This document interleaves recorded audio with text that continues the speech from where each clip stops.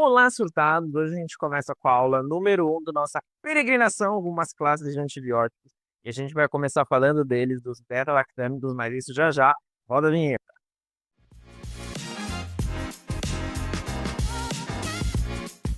Muito bem. O subtítulo da nossa aula é A Escalada da Força. Por que a escalada da força?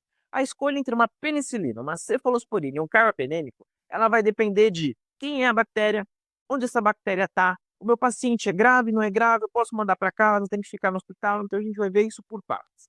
As penicilinas, elas são conhecidas como as nossas balas de prata. Bala de prata. Porque ela é utilizada para ser matadora. Então, aquela infecção que é pontual, que a gente usa o antibiótico ali, a gente erradica a infecção rapidamente, a gente fala que ela é uma bala de prata.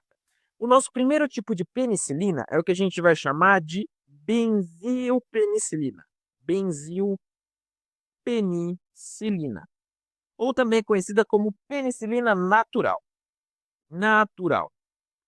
Essa daqui é a famosa benzetacil, aquela que você dá aquela aplicada na bunda e depois você vai para casa com ela ardendo, mas problema resolvido.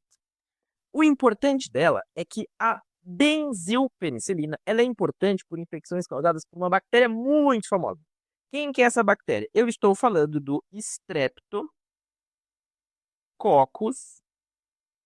pyogenes. Streptococcus pyogenes? Pois é, o Streptococcus pyogenes, ele causa duas infecções muito importantes. A primeira delas é a faringite. Faringite, João? Quem que é a faringite mesmo? Sabe quando você tem aquela infecção na garganta, que forma aquelas placas brancas que você olha, dói para engolir, você olha no espelho, tá aquelas placas brancas, você sente as amígdalas inchadas? Aquilo é uma faringite de origem bacteriana. Ela é a única, João? Claro que não, porque na biologia nem sempre nem nunca. Então, a nossa segunda opção aqui também é o que a gente chama de erisipela. Erisipela? A erisipela ela é uma infecção de pele causada justamente por Streptopiógenes. E são os dois casos em que uma aplicadinha de benzopenicilina é suficiente para erradicar a doença. João, tem mais uma? Tem mais uma infecção, outra bactéria, que também é resolvida com benzopenicilina. Eu estou falando do treponema pálido. Pois é, vocês sabem de quem eu estou falando. O treponema pálido, ele é conhecido por causar infecção, qual que é mesmo? Exatamente, sífilis. Sífilis. A sífilis, que é uma IST, ela também pode ser resolvida com uma aplicadinha de benzilpenicilina na bundinha de vocês. Tudo bem? O que é importante vocês anotarem? O importante é o que não cobre. O que a benzilpenicilina não cobre? A benzilpenicilina, ela não funciona contra uma bactéria que é muito famosa, que é a Staphylococcus. Ah, então contra Staphylococcus não funciona, João? Não funciona. Benzilpenicilina contra Staphylococcus não adianta que não funciona. João, então o que funciona? Vai funcionar o que a gente vai conversar já já, porque a nossa segunda classe ela é focada em outras bactérias. Depois das benzilpenicilinas, foram inventadas outros tipos de penicilinas que eram um pouco modificadas, porque lembrem o seguinte, aqui eu estou falando de um antibiótico que vai atuar basicamente na parede da bactéria. Então a gente fala que basicamente ele pega as bactérias gram-positivas. Então imagina, a gente não pode deixar as gram-negativas fazerem festa por aí. É nesse sentido em que aparece para a gente o que a gente conhece como aminopenicilinas. João, qual que é um exemplo mesmo? Lembra que eu falei para vocês? Aquele antibiótico que é comprado na farmácia de baixo sem receita. É claro que eu estou falando da amoxicilina. A amoxicilina, ela vai pegar gram positivo? Vai. Mas ela também é utilizada para pegar alguns gram negativos bobinhos. Como assim, João? Gram negativos bobinhos? A gente tem algumas bactérias que são gram negativas, mas que elas são de comunidade, ou seja, elas estão aqui entre a gente, na rua, não são bactérias de hospital. Então, o que é importante a gente perceber? Quem que vai estar nesse balaio de gato? A primeira delas é uma tal de hemófilos, influenza. João, só essa? Claro que não, calma. A segunda é o que a gente vai chamar de E. coli. E. coli é para os íntimos, porque o nome dela é Escherichia coli. Para os íntimos, E. coli. E por último, mas não menos importante, a gente também tem a Moraxella catarrhalis. Essas 3 gram-negativas são bactérias que também são cobertas pela nossa amoxicilina, mas tem uma outra, que é uma gram-positiva, que é fundamental que a gente compreenda por que ela está aqui. Eu estou falando do Streptococcus. Ah, João, pior isso. Não, calma, não tem só. Lembrando que Streptococcus é gênero.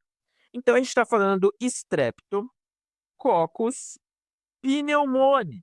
Ah, João, esse daí é da pneumonia? Exatamente, João Gafanhoto, é da pneumonia. Streptococcus pneumoniae. Por que a gente separa eles dessa maneira? Tem uma coisa importante que é o seguinte: tanto hemófilos quanto moraxella, a gente tem que ter um ponto de atenção. E qual que é o ponto de atenção entre esses dois? O ponto de atenção é que eles têm um escudo contra a maioria dos antibióticos. Esse escudo, como que o escudo funciona? Vamos voltar. Aula anterior. Eu falei para vocês o seguinte, que os beta-lactâmicos, eles atuavam aonde? Na PBP. Muito bem.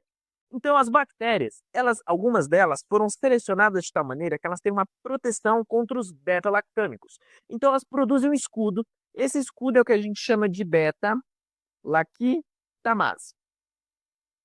Mas vocês vão lembrar das aulas do ensino médio que ase significa enzima. Então, é uma enzima que degrada beta-lactâmicos. É exatamente como a beta-lactamase faz. Ela pega esse beta-lactâmico que a gente usou e ela corta. Então, essas bactérias em especial, elas costumam já vir com upgrade, elas já costumam vir tunadas. Elas vêm com essa beta-lactamase. Por que eu estou dizendo isso? Porque a gente também é inteligente e junto com esse antibiótico a gente vai usar um bloqueador de quem? De beta-lactamase. E é claro que eu estou falando aqui do clavulanato. Clavulanato.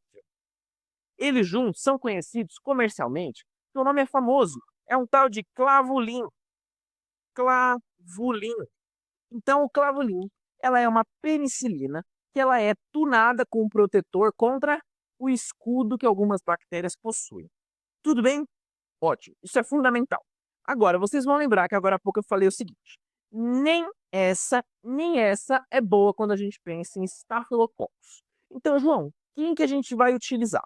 Quem é importante a gente lembrar que tem uma importância, um poder contra Staphylococcus é quem? Então, quando a gente pensa em Staphylococcus, a gente tem que pensar que existe alguém mais poderoso. Quem é esse alguém? Esse alguém é uma tal de oxacilina. A oxacilina, ela tem uma importância hospitalar. Só que a oxacilina ela está cada vez mais em desuso porque está se fazendo opção por outros antibióticos. João, quem são eles? Conta para nós. A gente está fazendo a opção por usar a cefalexina e ou cefazolina. João, não sei quem são esses. Calma, porque a gente vai falar deles hoje, porque eles fazem parte de um outro subgrupo nosso aqui de beta-lactâmicos. Então, quando a gente pensa em Staphylococcus, a gente tem que pensar em oxacilina, em cefalexina ou em cefazolina. Lembrando que essas daqui não funcionam contra Staphylococcus. João, qual que é a importância desse tal de Staphylococcus? Vamos só relembrar porque a aula de farmácia não é de níquel ainda. O Staphylococcus, ele vive na nossa pele. E muitas vezes infecções de pele ou infecções osteoarticulares, o principal agente etiológico é o Staphylococcus. Qual que é Staphylococcus, João? Não, Staphylococcus aureus. Aureus? Aureus. Tudo bem? Lembrando que quando a gente fala de oxacilina, cefalexina e cefazolina, eu estou falando de um tipo específico de Staphylococcus. Quem é esse, João? Eu estou falando de um tal de MSSA. Se prepara. Staphylococcus aureus methicillin sensible. Então, a gente está falando de um Staphylococcus aureus sensível à meticilina. Porque a gente tem um problema crescente, isso é um assunto para um outro dia, mas a gente tem vários estafilococos que são resistentes. E aí a conversa é outra. A gente vai dar uma pincelada hoje quando a gente falar aqui já das nossas cefalosporinas. Tudo bem até aqui? Então é importante a gente perceber que isso daqui é o nosso uso de penicilina. João, tá, mas até agora eu entendi mais ou menos a bactéria, entendi mais ou menos o antibiótico, mas e o paciente? Onde é que isso aparece? Vem comigo. Quando a gente pensa no paciente, a gente precisa lembrar que a gente está falando de vias aéreas superiores. E aqui eu vou dividir em nasofaringe e orofaringe. Quem é mais comum de estar na orofaringe? Na orofaringe, o mais comum da gente encontrar aqui é justamente quem? Streptopiógenes. Ah, então, quando a gente estiver falando de infecções bacterianas de orofaringe, a gente tem que pensar em piógenes. E quando eu penso em piógenes, eu penso em que mesmo? Ah, eu posso pensar numa benzopenicilina, eu posso pensar numa aminopenicilina, então eu posso usar uma benzetacil? Posso. Posso usar uma amoxicilina? Posso. Por quê? Porque eu estou falando de um streptopiógeno. Agora, quando a gente fala de nasofaringe, a gente tem que pensar em quem? A gente tem que pensar nestes daqui, ó. Quando eu falo de nasofaringe, eu estou falando de hemófilos, eu estou falando de Moraxella catarrhalis e eu estou falando de Streptococcus pneumoniae. Lembrando que o Streptococcus pneumoniae é o mais prevalente como aquela bactéria que vive na nossa nasofaringe. João, por que isso é importante? Porque eu sabendo aonde é que essa bactéria está e eu sabendo a infecção que ela causa, eu sei como escolher o antibiótico. Aí você fala, João, tá, mas qual que é a doença? Streptopiógeno, a gente acabou de falar que é a faringite. Quando a gente fala de hemófilos, Moraxella e Streptococcus, a gente está falando basicamente de otite e também estamos falando de sinusite. Ou seja, a gente está falando de infecções de vias aéreas superiores. Tudo bem? Então, com isso, a gente sabe quem é o bicho que está lá, eu sei que doença que ele causa e eu sei como escolher o antibiótico. A ideia é que isso grude como cola, porque no final do dia, o antibiótico foi pensado, os químicos se juntaram para desenhar eles para fazer sentido dessa maneira. Tudo bem, surtados? Muito bem. Agora nós vamos falar das cefalosporinas. E as cefalosporinas, elas são curiosas, porque as cefalosporinas, elas são igual ao iPhone, feitas em gerações. Como assim, João? Existe a primeira geração de cefalosporinas, e a mais importante para a gente saber aqui é da cefalexina, cefalexina e da cefazolina. Cefazolina. João, eles são cefalosporinas de primeira geração? Os dois são. E geralmente, como eles são cefalosporinas de primeira geração, quem que eles vão atacar? Eles vão atacar basicamente bactérias gram o quê? Positivas. Ah, quem que eu tô falando então? A gente já viu algumas hoje. As mais importantes que a gente saiba são Streptococcus e Staphylococcus. E aqui eu vou dar uma dica para vocês. Vocês vão falar assim, João, eu não sei distinguir quem é gram positivo, eu não sei distinguir quem é gram negativo. Anota que essa dica é poderosa. Existem exceções? Como tudo na vida, para toda regra, 30 exceções. Mas, geralmente, as bactérias em que o gênero termina como masculino costumam ser bactérias gram-positivas. Então, Streptococcus, Staphylococcus e as bactérias em que o gênero termina com feminino tende a ser negativo. Então, Escherichia, Moraxella, e a gente também poderia falar, por exemplo, de outras que a gente poderia pensar como Pseudomonas, que a gente vai falar delas já já. Tudo bem? Existem exceções? É claro que existem, mas de maneira geral isso ajuda a gente a fixar. E vocês lembram que eu já falei desses nomes hoje? Porque eu falei deles aqui, quando eu falei de Staphylococcus aureus, que a gente está fazendo essa troca da oxacilina, que é um tipo de penicilina, por um outro tipo, que é quem? É a nossa cefalosporina de primeira geração, que é a cefalexina e a cefazolina. Tudo bem, João? Tá, mas assim, se eu estou aqui, por que eu tenho que usar isso? Porque muitas vezes a nossa primeira opção, ela falha, ou então ela não é a mais adequada para o lugar. Quando é que a gente vai atacar Staphylococcus e Streptococcus usando cefalexina e cefazolina? Pense o seguinte, a gente pode ter um abscesso de pele não complicado. Ah, João, só isso? Não. Ele também é utilizado como profilaxia cirúrgica. Ah, é? É claro, jovem gafanhoto. E você acha que a gente pode sair operando aí as pessoas sem garantir que elas vão ficar protegidas de infecções? É claro que não. Então, quando a gente pensa em pele e partes moles, a gente tem que pensar em cefalexina. E vocês vão de lembrar que na aula anterior eu falei assim, que as cefalosporinas, elas são as queridinhas do postinho. Por quê? Porque geralmente quando você aparece com infecções de pele que não são complicadas, não é incomum que você saia de lá com uma prescrição de cefalexina ou de cefazolina. Tudo bem? Falamos da primeira geração. A segunda geração, apesar dela existir, a gente não vai falar delas. Porque a segunda geração, ela foi pensada assim. Olha, a primeira geração, ela pega mais gram-positivos. A terceira geração, ela pega mais gram-negativos. Então eles desenharam uma segunda geração que fosse meio intermediário, meio de campo ali, fizesse tudo um pouco. Qual que é o problema de quem faz tudo um pouco? Não faz nada direito. Exatamente. Então a segunda geração de cefalosporinas é uma geração, via de regra, que ela não pega nem gram-positivos direito, nem gram-negativos direito. Então é por isso que a gente vai se ater à nossa terceira geração. A nossa terceira geração, ela é fundamental, ela é importante, vocês não podem esquecer dela. Porque eu estou falando da ceftriaxona. Ceftriaxona, pois é.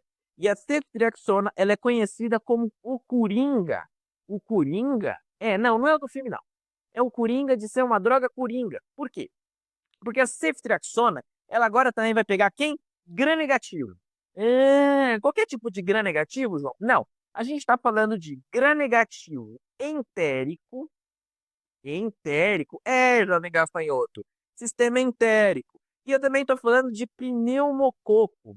João, pneumococo?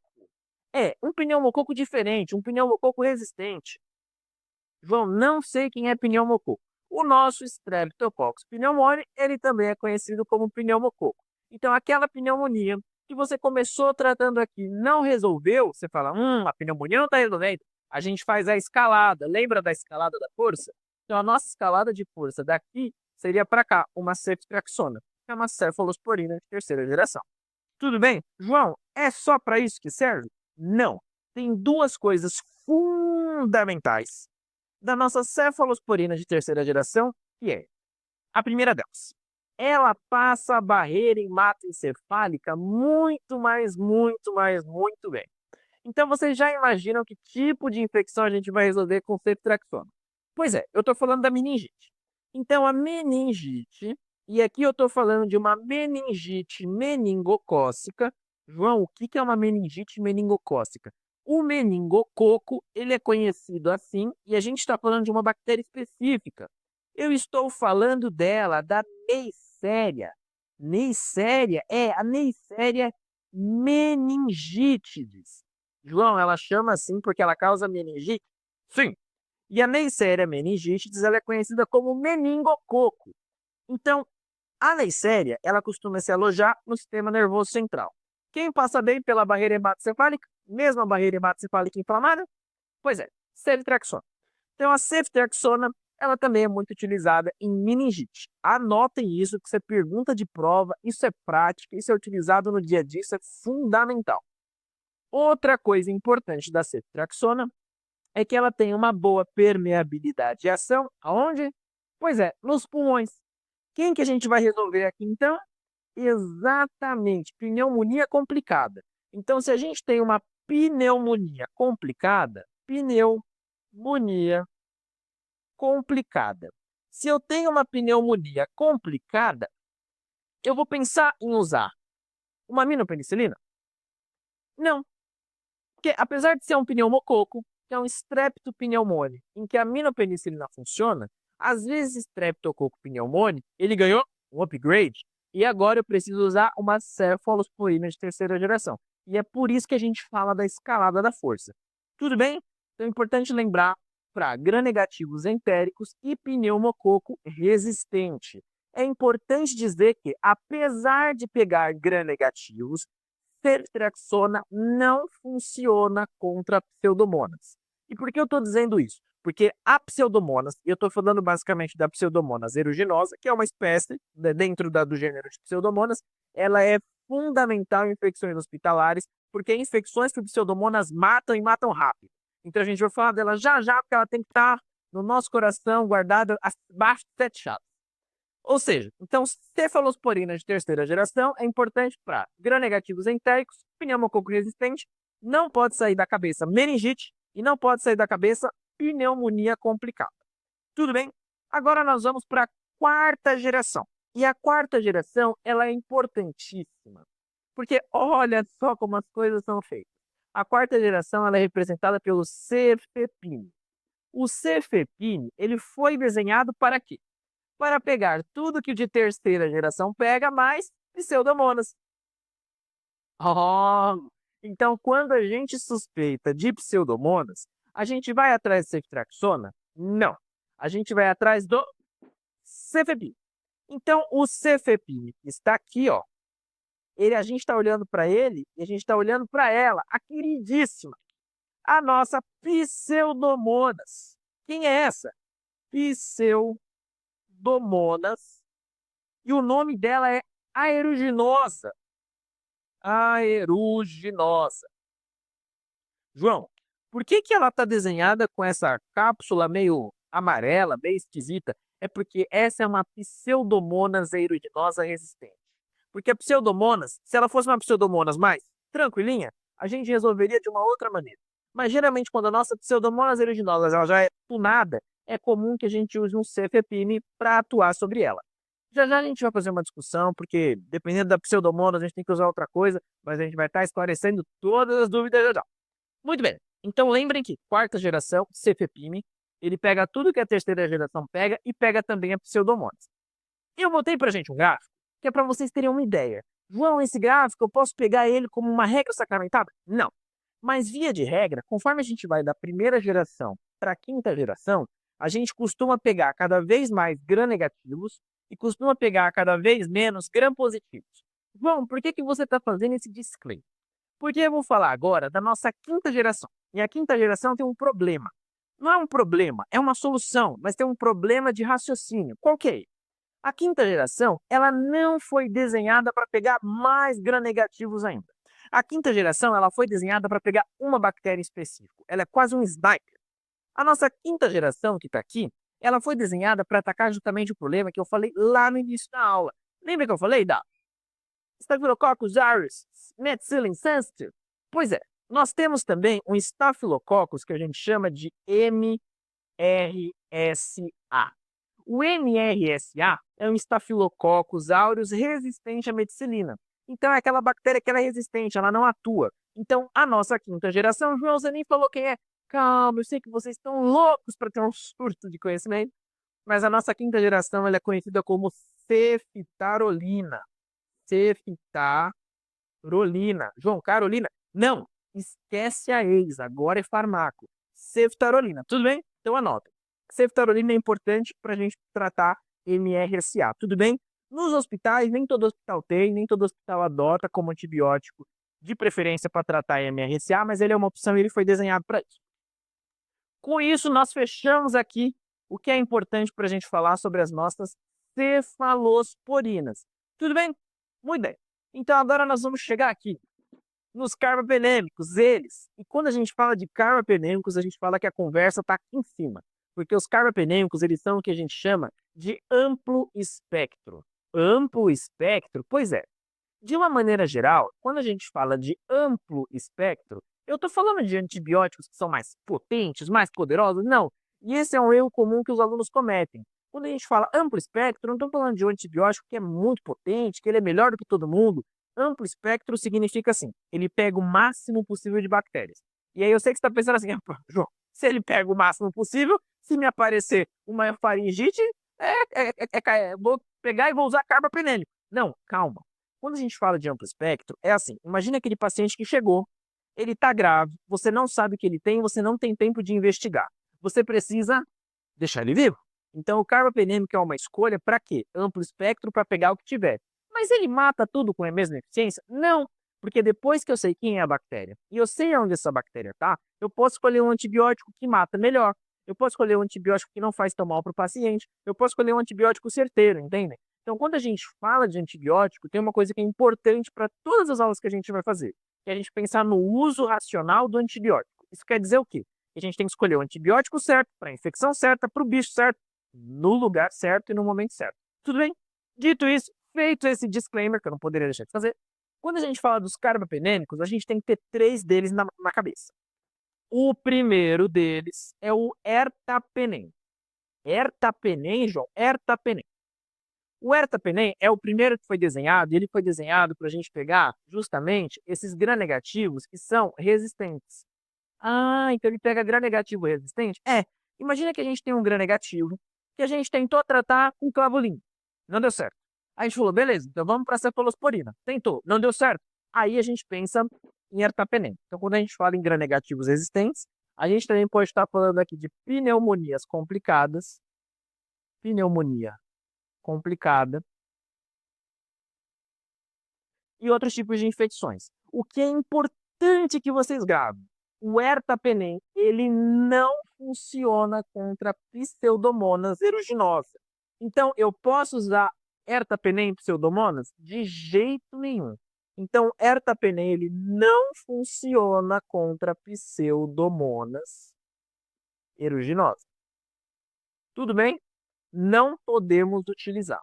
Ah, é gram-negativo, eu sei que ele é resistente, eu sei que é uma pneumonia complicada, e eu já descartei a opção de ser uma pseudomonas, ertapenem para cima e vambora. Toca o baile. Agora, se eu tenho suspeita de pseudomonas, a gente vai lançar mão do nosso segundo carbapenem, que ele está lá para isso, louco para ser utilizado. A gente está falando do meropenem.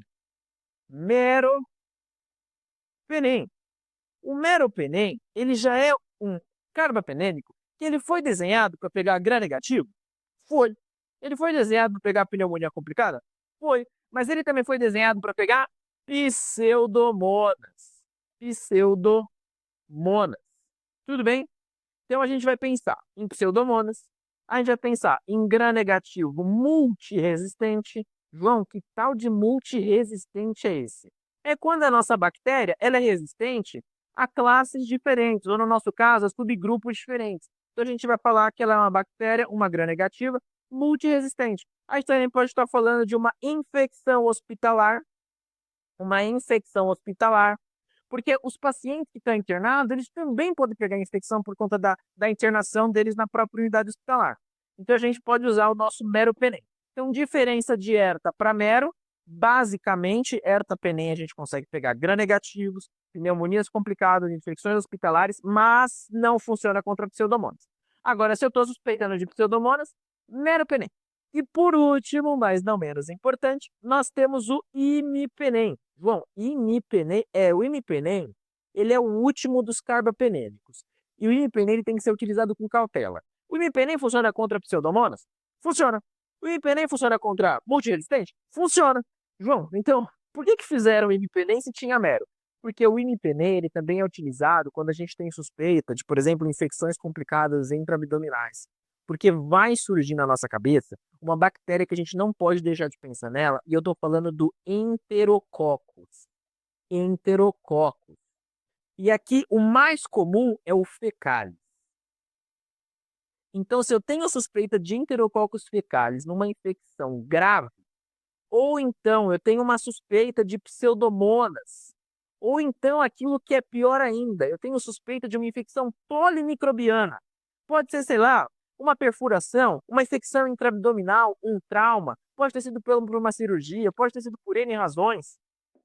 Cuidado, porque também pode acontecer, por exemplo, naqueles pacientes que têm diálise peritoneal, de pegar infecções mistas. Então, quando que a gente pensa em imipenem? Quando a gente pensa em infecção grave, claro, a gente tem que colocar aqui uma infecção grave. Mas é só infecção grave, João? Não.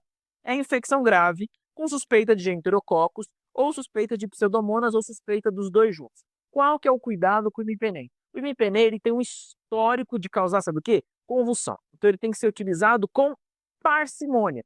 E nesse ponto tem uma coisa importante para eu falar para vocês, é que assim, eu falei o seguinte, a gente pode pensar em tratar a pseudomonas, se ela aparecer, de algumas maneiras.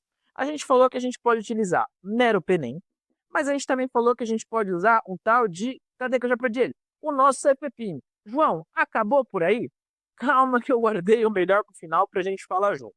Eu falei para vocês no início das nossas penicilinas, mas tem um grupinho de penicilinas que eu não falei, porque eles são guardados no nosso coração quando a gente pensa em pseudomonas, e como a gente vai falar agora de pseudomonas, eu resolvi falar agora. Eu estou falando das nossas penicilinas. Penicilinas antipseudomonas. Nossa, João, isso existe? É claro que existe, jovem gafanhoto, porque para você ver a importância disso. A nossa penicilina antipseudomonas, ela é conhecida como vamos lá, piperacilina com tazobactam. Ele é conhecido comercialmente como Tazocin, mas para os íntimos, pipetazo. Quando nós somos íntimos, pipetazo. A piperacilina com tazobactam, ela é uma penicilina? É, só que ela foi tunada justamente com o quê? Com o inibidor da beta-lactamase, que é justamente o nosso tazobactam.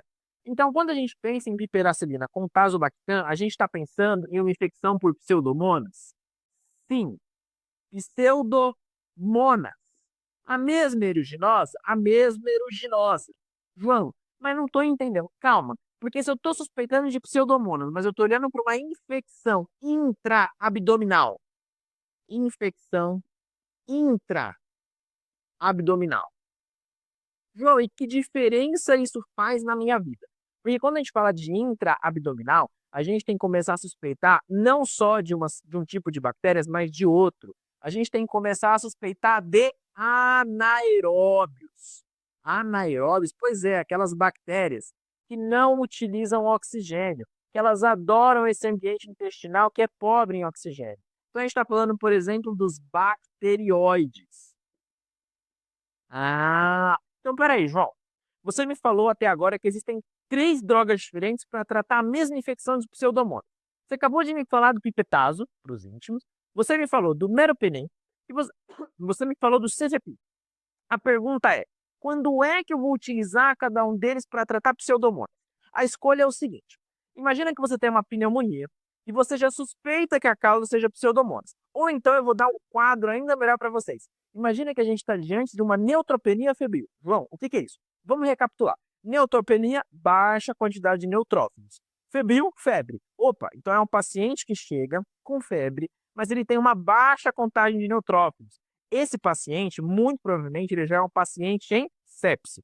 E essa sepse, quando não aparecem outros sintomas, ela é muito característica de ser por pseudomonas. Então, tá vendo que eu olho? Esse paciente tem esse jeitão. Eu não vi nada de intraabdominal. Esse paciente ainda não entrou em choque. Então, que escolha eu faço quando o meu paciente chega com uma suspeita de pseudomonas seca, pura, crua? Nesse momento, a nossa opção é cefepime. Porque o cefepime, ele vai atuar nessas bactérias, mas lembrando que ele não está muito preocupado com anaeróbios, entendeu? Agora, imagina o seguinte. Esse paciente, ele aparece, ele está com uma infecção intraabdominal complicada e eu não sei dizer se tem pseudomonas ou não. Eu acho que pode ter, mas eu não tenho como distinguir. A cultura ainda não saiu, o paciente chegou grave, você não pode esperar sair a cultura para tratar. O que você faz? Pipetado. Porque o pipetazo, ele não só vai atuar em cima da pseudomonas, como ele também vai cobrir anaeróbios. Agora, imagina o seguinte, chegou, o paciente chegou, a gente está pensando, está avaliando, ainda não resolveu nada, o paciente entra em choque séptico. Quando ele entra em choque séptico, a gente sabe que esse paciente está em risco real de morte. Então, a gente não pode perder tempo e a gente tem que escalar o mais rápido possível. Então, não é incomum que quando esse paciente está numa UTI em choque séptico, faça-se a opção por meropenem.